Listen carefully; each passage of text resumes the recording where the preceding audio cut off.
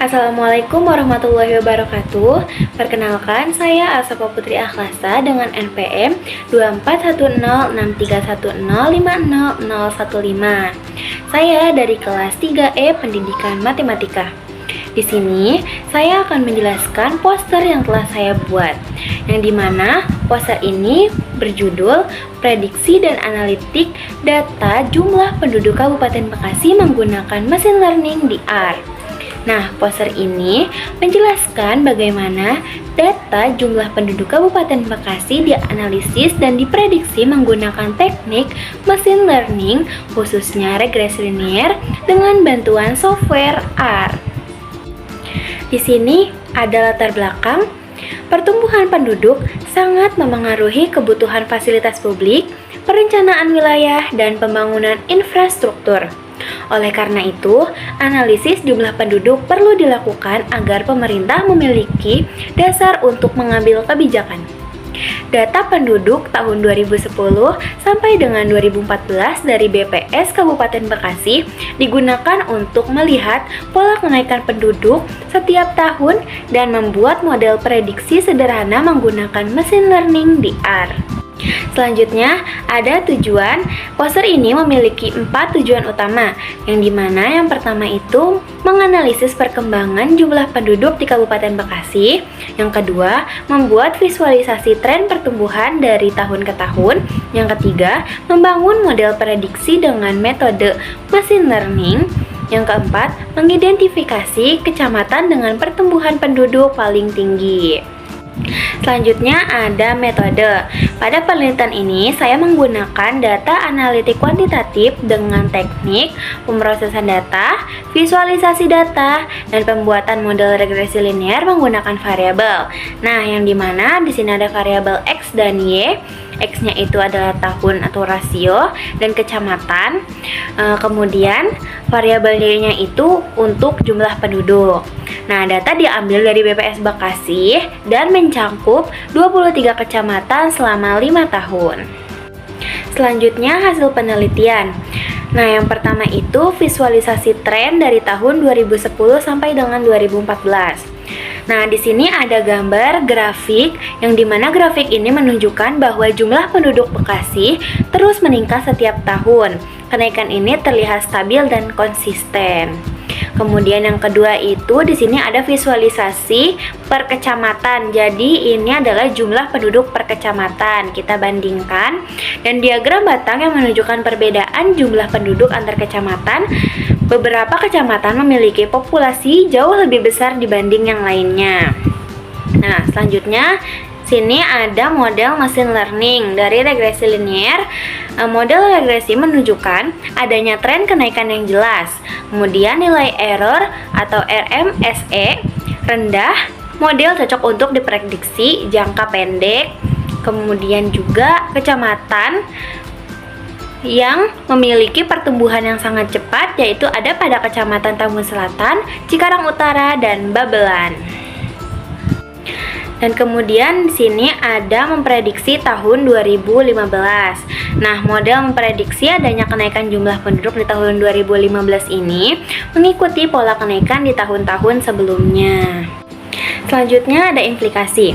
Hasil analisis dan prediksi jumlah penduduk Kabupaten Bekasi ini memberikan implikasi penting bagi pemerintah dan pihak terkait. Informasi mengenai tren kenaikan penduduk dapat dimanfaatkan dalam perencanaan fasilitas publik seperti sekolah, pusat kesehatan, transportasi, dan berbagai kebutuhan infrastruktur lainnya. Dengan memahami kecamatan mana yang mengalami pertumbuhan penduduk yang paling cepat, pemerintah dapat membuat kebijakan yang lebih tepat sasaran dan efisien. Selain itu, penggunaan machine learning dalam penelitian ini menunjukkan bahwa teknologi analitik data dapat menjadi alat yang efektif untuk memprediksi kebutuhan yang berkaitan dengan perkembangan demografi di masa mendatang. Dan yang terakhir ada kesimpulan. Secara keseluruhan, penelitian ini menunjukkan bahwa jumlah penduduk Kabupaten Bekasi mengalami peningkatan yang konsisten dari tahun 2010 hingga 2014. Model mesin learning berbasis regresi mampu menangkap pola kenaikan tersebut dengan baik dan menghasilkan prediksi yang cukup akurat untuk jangka pendek. Visualisasi data membantu memperjelas perbedaan jumlah penduduk antar kecamatan serta mengidentifikasi wilayah dengan laju pertumbuhan tinggi. Melalui analisis ini, dapat disimpulkan bahwa pendekatan data analitik dan machine learning dapat menjadi metode yang bermanfaat dalam memahami dinamika penduduk dan mendukung proses perencanaan pembangunan daerah. Nah, di sini data yang saya dapat yaitu dari BPS Kabupaten Bekasi. Selanjutnya, saya akan menjelaskan cara memvisualisasikan data menggunakan aplikasi R. Saya memulai dengan mengimpor beberapa library penting seperti Tidyverse, ggplot2, dan Random Forest. Library Tidyverse saya gunakan untuk manipulasi data, ggplot2 untuk membuat visualisasi, dan Random Forest untuk membuat model machine learning tambahan sebagai pembanding. Selain itu, saya juga mengimpor library readXL untuk membaca data Excel yang berisi jumlah penduduk per kecamatan di Kabupaten Bekasi dari tahun 2010 sampai 2014. Setelah data berhasil diimpor, langkah berikutnya adalah membersihkan data dengan fungsi naomit untuk memastikan tidak ada nilai kosong yang bisa mengganggu proses analisis. Saya juga memastikan bahwa tipe data setiap kolom sudah benar, khususnya kolom kecamatan yang diubah menjadi faktor dan kolom tahun yang diubah menjadi numerik agar dapat diproses dalam analisis statistik.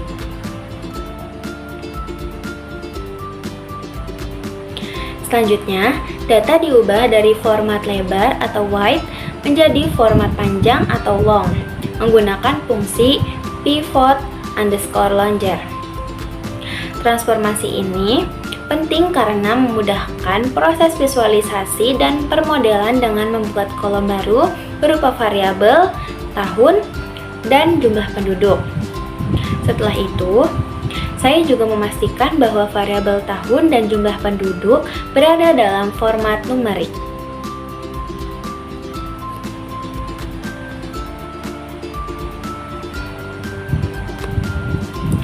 Untuk melihat perkembangan jumlah penduduk dari tahun 2010 hingga 2014, saya membuat grafik garis menggunakan ggplot2. Grafik ini menunjukkan tren perubahan jumlah penduduk Kabupaten Bekasi secara keseluruhan.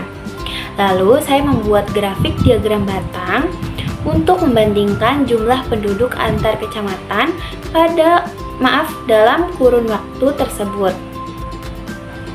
Untuk melihat perkembangan jumlah penduduk dari tahun 2010 hingga 2014, saya membuat grafik garis menggunakan ggplot2. Grafik ini menunjukkan tren perubahan jumlah penduduk Kabupaten Bekasi secara keseluruhan. Lalu, saya membuat grafik diagram batang untuk membandingkan jumlah penduduk antar kecamatan dalam kurun waktu tersebut. Visualisasi ini membantu menunjukkan kecamatan mana yang memiliki populasi tertinggi dan terendah. Nah, setelah eksplorasi data, saya melakukan analisis korelasi antara tahun dan jumlah penduduk guna melihat kekuatan hubungan antara keduanya. Selanjutnya, saya membangun model regresi linear menggunakan fungsi IM untuk memprediksi jumlah penduduk berdasarkan tahun. Hasil ringkasan model ditampilkan melalui summary model_IM sehingga terlihat beberapa signifikan hubungan waktu terhadap pertumbuhan penduduk. Menggunakan model tersebut, saya melakukan prediksi jumlah penduduk tahun 2025 dengan fungsi predik untuk menggambarkan hasil model. Saya juga memvisualisasikan regresi linear dalam grafik scatterplot yang dilengkapi garis regresi berwarna merah. Sebagai tambahan, saya juga membangun model Random Forest menggunakan variabel tahun dan kecamatan sebagai prediktor. Model ini memberikan pendekatan machine learning yang lebih kompleks dan dapat menangkap pola nonlinear dalam data. Dengan mengganti pendekatan regresi linier, Random Forest memberikan gambaran apakah metode machine learning yang lebih canggih dapat meningkatkan kualitas prediksi. Mari kita coba running semua kodenya.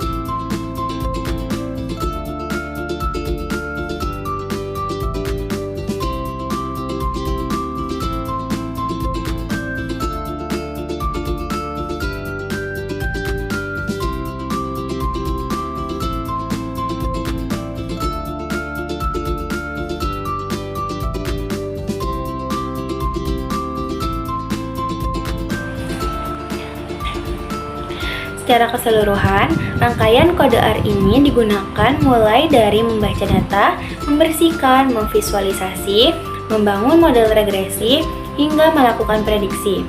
Semua tahapan ini mendukung analisis mendalam terhadap dinamika jumlah penduduk Kabupaten Bekasi dari 2010 hingga 2014. Demikian hasil analisis dan prediksi yang dapat saya sampaikan. Kurang lebihnya mohon maaf. Saya ucapkan terima kasih. Wassalamualaikum warahmatullahi wabarakatuh.